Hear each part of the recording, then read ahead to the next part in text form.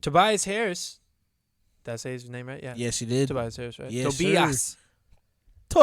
Tobias. Tobias. So apparently he just missed a couple free throws from being the 9th player in NBA history to have or average right now at least, and he can continue the season here, a 50-40-90 average when it comes to your field goal percentage, your 3-point percentage, and then your what is it? Your Free throw percentage. Excuse me. Oh, wow. He just missed it at 89.3%.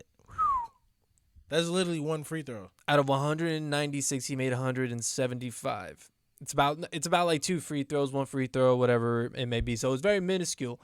Gifton, when you speak about Tobias or Tobias Harris, does it speak to more of him playing a bigger role, and it's like kind of like an unsung hero type of feel for the 76ers? Or is this just Doc pairing back up with Tobias Harris? Or is it, like what is it for Tobias? What does this mean? Is it more of a 76ers thing, a Doc thing, a combination, or is it? I feel like it's the best of both worlds, really, because it's like, well, to be real, I wasn't really a big Tobias Harris fan like that.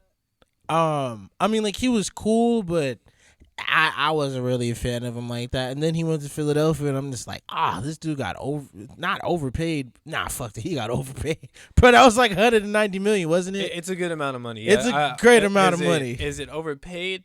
Okay, so let's say if you took Tobias Harris' name off and you replaced it with Michael Porter Jr., I would say that they would have a similar play style. That's they're fair. putting up similar numbers. That's fair. But they have different names, so they already have different brands. Now, when you're talking about their contract, would you give Michael Porter Jr. that contract? Oh, nah. I think I would. Really? Oh yeah, that guy's a beast. But at 180, that guy's a beast. Man, I mean, I wouldn't be mad at it. Michael Porter's a beast.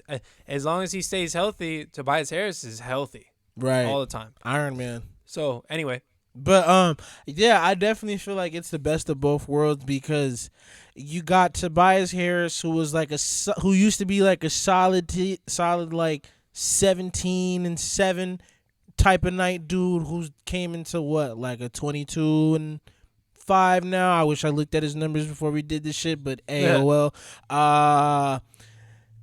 So, and when you put a coach like Doc is a guy who knows what he's doing. Doc is a guy who can weed out and sew together a role for you, make you better in certain plays and sets and everything like that. Or he's just really, like, it's Doc. Mm.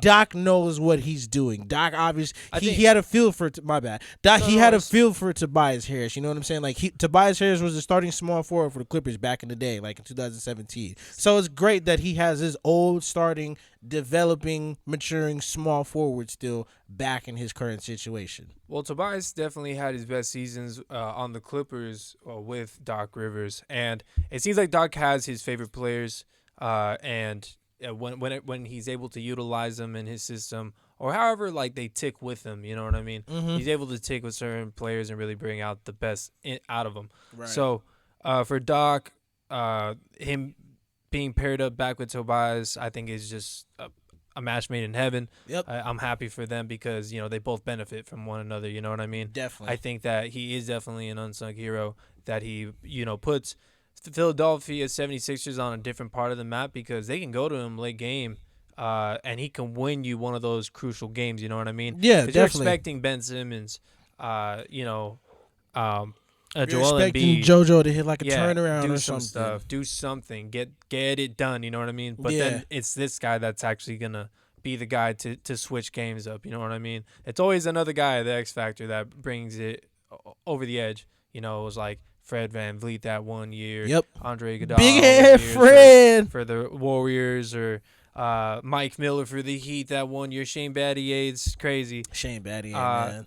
A shout out to Kyrie Irving, who's also posting up similar numbers this season. If he goes up for the next couple of games here and shoots like I think it's over like 4 of 7. So what is that, like 60% from Pretty three much, from right. now on. Right. He would have a 50-40-90 season as well. So shout outs to Kyrie. Keep an eye on him and what he can do with the Nets. Kyrie. I say put a little asterisk on it because of how many games he Ah, missed. come on. He missed now. a lot of games. He missed a lot of games. I like Right, that, but man. look at what he missed a lot Love of games, him. but still made 50, 40, 90. Oh, he's great.